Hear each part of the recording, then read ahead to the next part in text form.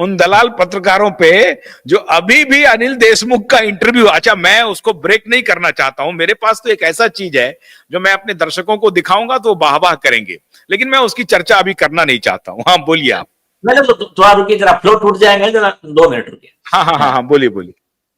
तो supreme court ने कहा कि ये न्याय का मंदिर है और इररिस्पेक्टिव ऑफ कास्ट रिलीजन, यहाँ पर हिंदू मुस्लिम सिख ईसाई तुम्हारी ना जात देखी जाती ना कुछ, तुमको आदमी है औरत, तुमको ये पर्सन है, इसके साथ में ये लॉ के तहत अन्याय हुआ, ये लॉ में इसका केस बैठता है कि ये देखना है।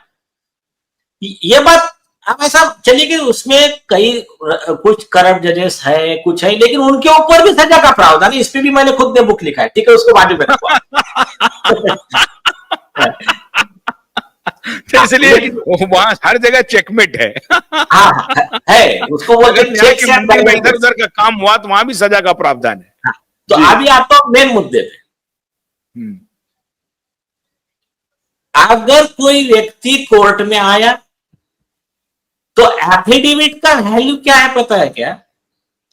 कि आपको उस केस से रिलेटेड आपके पास में जो भी मटेरियल है, उससे कनेक्टेड जो भी चीजें है, ये पूरा कोर्ट को बताना है।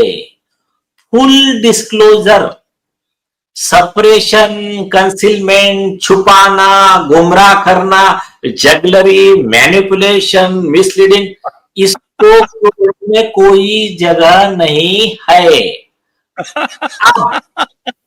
अब सिर्फ इतने में हो गया क्या?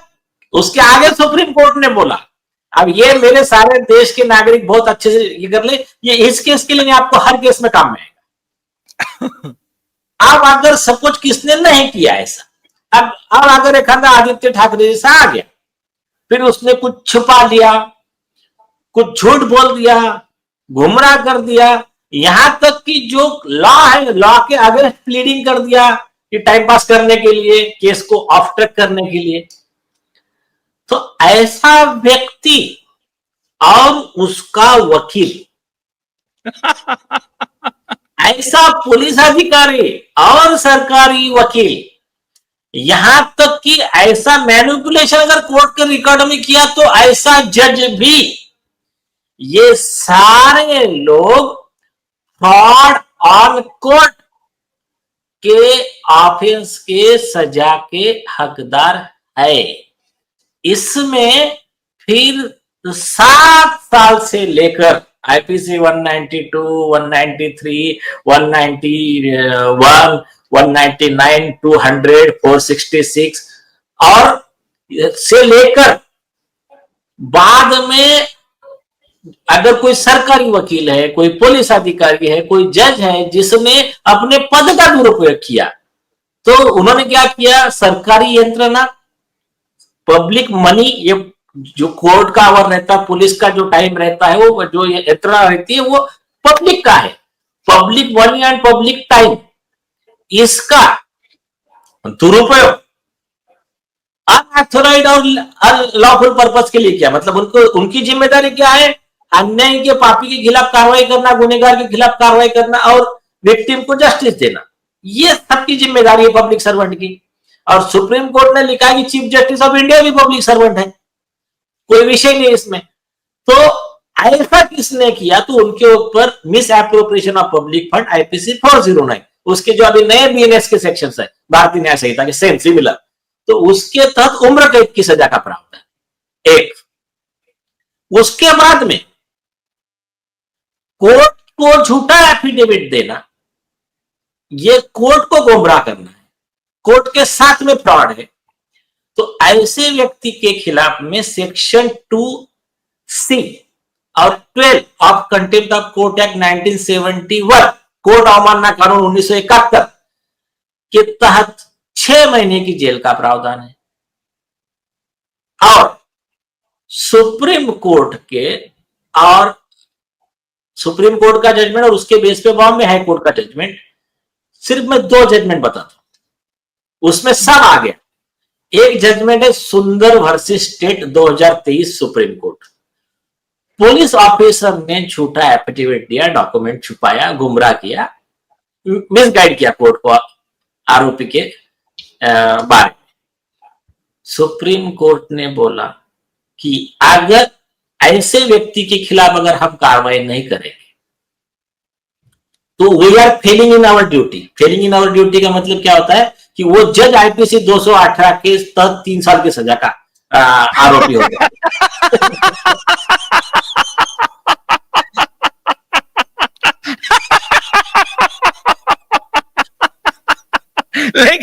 लेकिन अभिषेक मनु सिंह भी, कपिल सिब्बल, ये सब जो वकील खड़े हो जाते हैं तो वो कहते हैं कुछ नहीं, वो लॉ से बड़े हैं अभिषेक मनु सिंह भी, कपिल सिब्बल डराते हैं। वो भी बताता हूँ, सुनिए।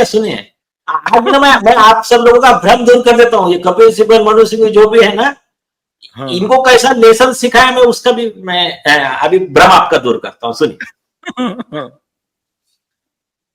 एक जजमेंट है बॉम्बे हाई कोर्ट का, state of Maharashtra versus Mangesh Chauhan,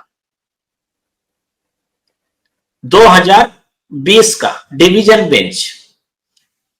यहां पर जस्टिस साबरे साहब का बॉम्बे हाई कोर्ट का डिवीजन बेंच।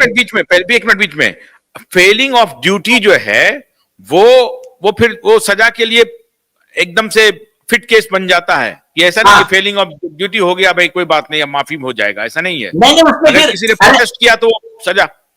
अरे आईपीसी 218, 219, इवन 220, 466, 409, ये 192, 193, 167, ये सारे सेक्शन जजेस के लिए तो है, पब्लिक सर्वेंट के लिए, जजेस के लिए स्पेशल है। 219, 218, 7 साल की सजा खास जज के लिए उसमें। तो चलिए ठीक है। अब अभी कैसा है मालूम है, ये किस लिए मालूम है क्या? अच्छे जजेस बहुत है, लेकिन कुछ करप्ट जजेस है तो उनके लिए प्रोविजन रखना पड़ता है ना। जस्टिस वर्मा जैसा आ जाता है खाता तो कोई ये विषय नहीं है। अभी हमने तो जस्टिस रेवती मोहिते ढेरे के खिलाफ में इसी 340 के तहत कार्रवाई करके उनका अरेस्ट वारंट निकलने का भी फाइल किया, उसके लिए स्पेशल बेंच कंस्टिट्यूट हुआ है बॉम्बे हाईकोर्ट में। तो वो छोड़ दीजिए आप, वो कोई चिंता नहीं करना किसी जज के करप्शन की। मैं आता हूं दूसरे मुद्दे पे। अब मैंडेटरी है, डिस्क्रिशन नहीं है कोर्ट को, मैंडेटरी है इन लोगों के खिलाफ कार्रवाई करना। ऐसे दूसरा वर्ड क्या लिखा है सुप्रीम कोर्ट ने, वो मंगेश चौहान वाले केस में सुप्रीम कोर्ट को कोर्ट करके कि जो लोग ऐसा फ्रॉड करते हैं कोर्ट के साथ, तो इनके खिलाफ कार्रवाई नहीं करना मतलब क्या है? समाज में क्रिमिनल को घूमने देना है। Society can not afford such social pollution. दूसरा वर्ड लिखा है पेरुमल वर्सेस जानकी का 2014 का जजमेंट था, पुलिस वाले के खिलाफ प्रोसिक्यूशन का। तो सुप्रीम कोर्ट ने बोला कि cold common sense should not be put in cold storage, absolute power corrupts absolutely. High court जज के खिलाफ स्ट्रिक्चर पास किया सुप्रीम कोर्ट ने। तो ये उसके बाद में बोला कि court is not having jurisdiction but is having duty. आपको सिर्फ अधिकार नहीं है, आपका ये कर्तव्य है। 340 जो है ना, ये सीआरपीसी जो नया 379 ऑफ बीएनएसएस, भारतीय नागरिक सुरक्षा संहिता का, और वही सेक्शन 379 हो गया। तो ये बहुत स्ट्रांग है, उसका अपना अर्जी गया है। एक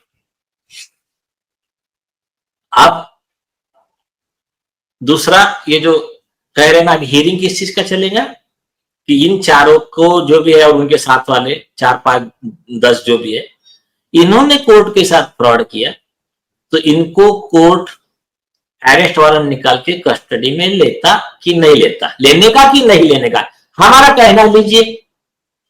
उसका 340 का सबसेक्शन 1 सबसेक्शन डी है। जज साहब कहेंगे कि हम नहीं लेंगे, तो जज साहब कहेंगे हम नहीं लेंगे, तो डिस्क्रिशन नहीं है। आप ये कह रहे हैं डिस्क्रिशन नहीं है। हाँ, वो तो केस लॉ मैंने अभी बताया ना। तो जज साहब को फिर लिखना पड़ेगा ना कि सुप्रीम कोर्ट का केस लॉ यहाँ लागू नहीं होता है, जो भी है।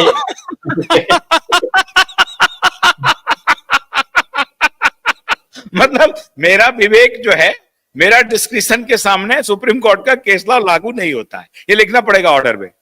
और सुप्रीम कोर्ट का एक दूसरा जजमेंट है सुंदर भट्टीजा का 1990 का, वो क्या कहता है मालूम है क्या?